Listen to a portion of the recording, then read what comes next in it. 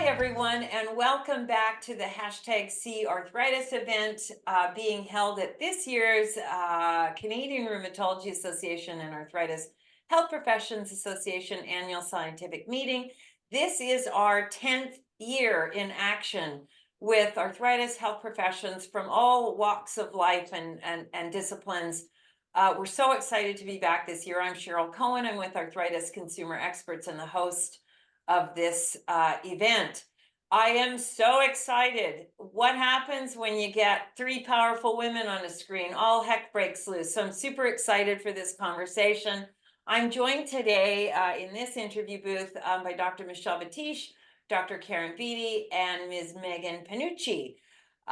Let me tell you, the audience, a little bit about each of them, and then we're going to dive right in. So Dr. Michelle Batthish is an Associate Professor of Pediatrics in the Faculty of Health Sciences at McMaster University, and her research interests are in juvenile arthritis care, treatments, and outcomes. Her bio is about 40 pages longer than that, but in the interest of time, as is Dr. Beattie's, I'm going to just cut to the chase there. Dr. Karen Beattie is an associate member in the Rehabilitation Science in the Faculty of Health Sciences at McMaster University, and her research interests are in autoimmunity, clinical science, patient and citizen engagement, and patient-centered care in rheumatology and rheumatoid arthritis.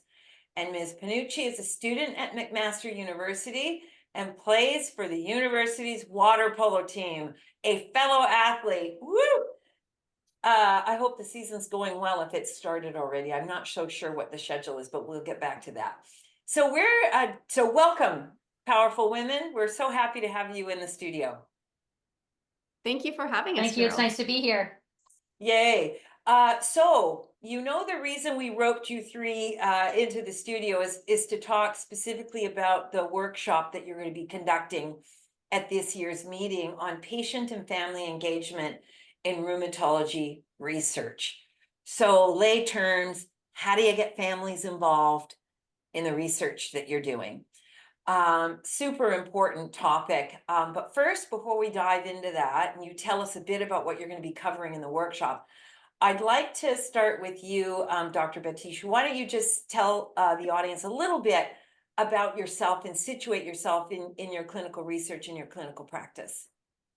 Thanks, Cheryl. So my interests in patient and family engagement and research stemmed about a year ago when I took a course along with Karen offered at McMaster on patient and family engagement and research in general.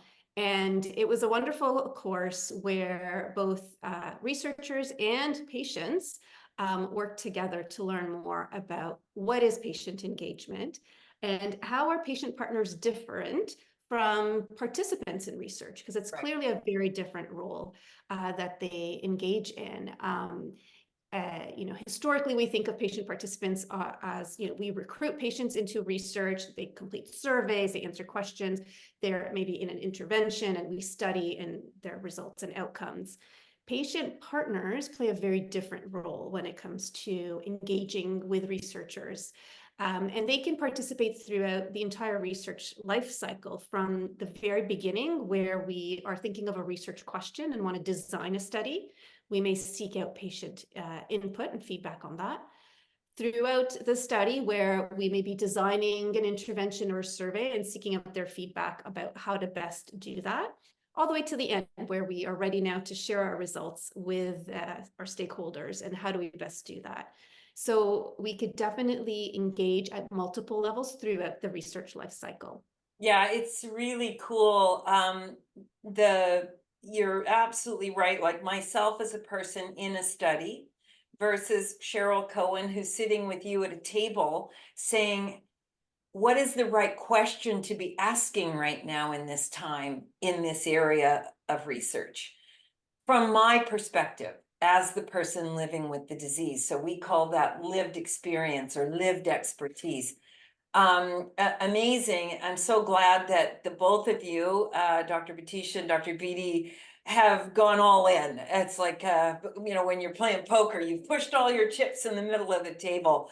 Dr. Beattie, tell us a little bit about your work and your view on the topic of patient engagement, especially as it relates to families. It's one thing to get a patient who is adult involved as what I call maybe an informant or a partner or a collaborator in research versus a juvenile patient and their family, or just the parent or caregiver in the family versus the young person.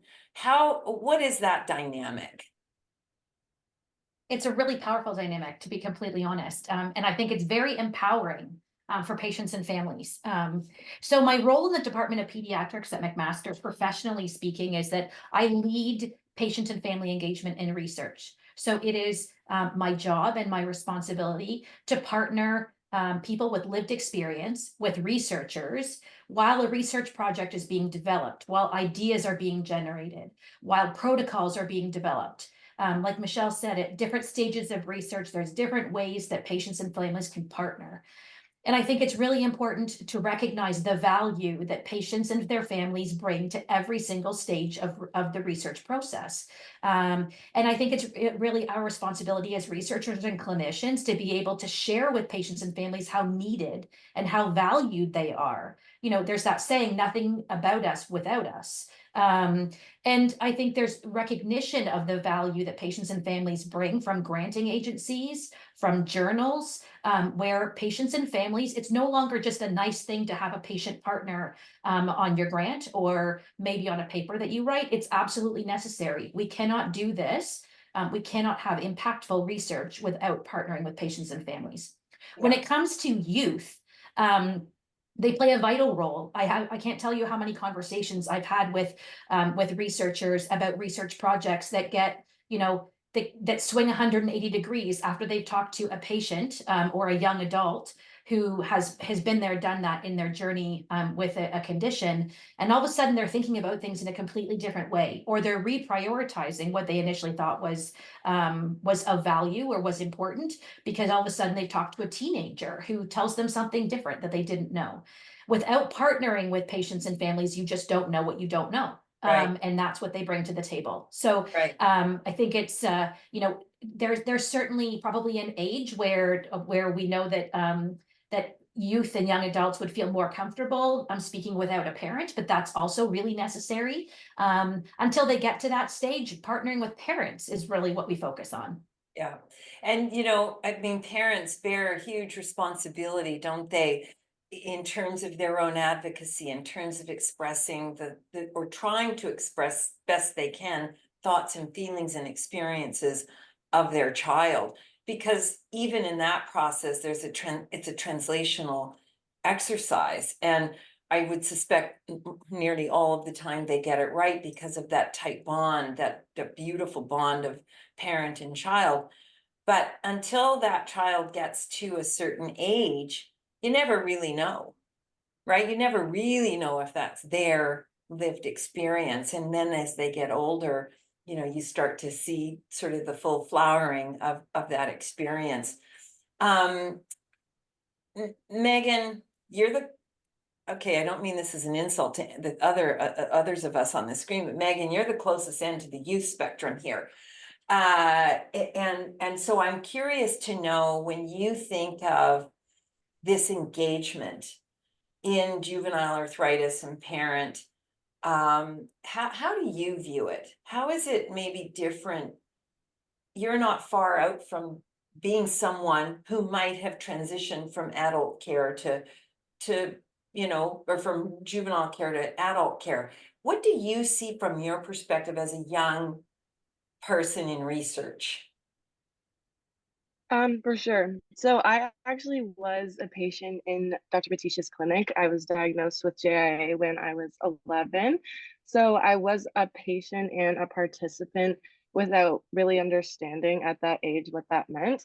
And then I got older and reached out and wanted to work with her. And I thought this was a perfect place for someone like me to be, because I have like a little bit of the research knowledge as an undergrad student, but then a lot of the knowledge as a patient. So because I'm able to look over questionnaires and think of how I would have perceived that as a 13-year-old or a transitioning patient, it puts it into perspective on how important I am in this conversation. So yeah. That's incredible. Thank you for disclosing your own personal